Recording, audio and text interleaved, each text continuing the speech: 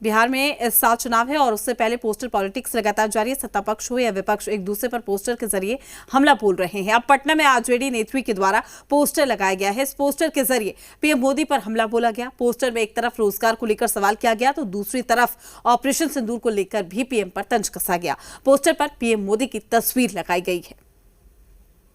बिहार में चुनावी साल है और ऐसे में पोस्टर पॉलिटिक्स जोरों शोरों से हो रही है। अब राष्ट्रीय जनता दल की नेत्री के द्वारा पटना के अलग अलग इलाकों में पोस्टर लगाया गया है और रोजगार और ऑपरेशन सिंदूर को लेकर के सत्ताधारी दल पर निशाना साधा गया है।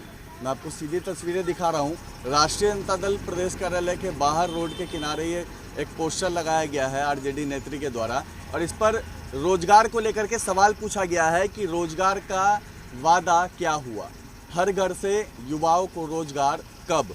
ये रोजगार को लेकर के दो सवाल पूछे गए हैं। ठीक उसके बगल में एक तस्वीर बनाई गई है और लिखा गया है पकोड़ा रोजगार।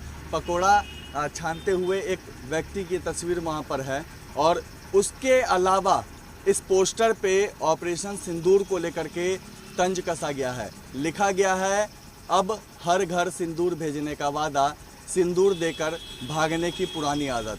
पीएम नरेंद्र मोदी की तस्वीर बनाई गई है, उनके हाथ में सिंदूर है।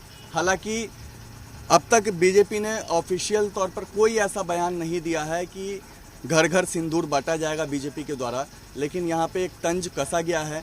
यहाँ पर पीएम मोदी को दौड़ते हुए दिखाया गया है और इसी तरीके से अब पोस्टर पॉलिटिक्स जो है वो लगातार बिहार में जारी है और चुनावी साल है तो लिहाजा नेता पोस्टर के जरिए एक दूसरे पर हमला बोल रहे हैं और यहाँ पे रोजगार को लेकर के पोस्टर लगाकर सवाल पूछा गया। इसके अलावा ऑपरेशन सिंदूर को लेकर के भी तंज कसा गया है।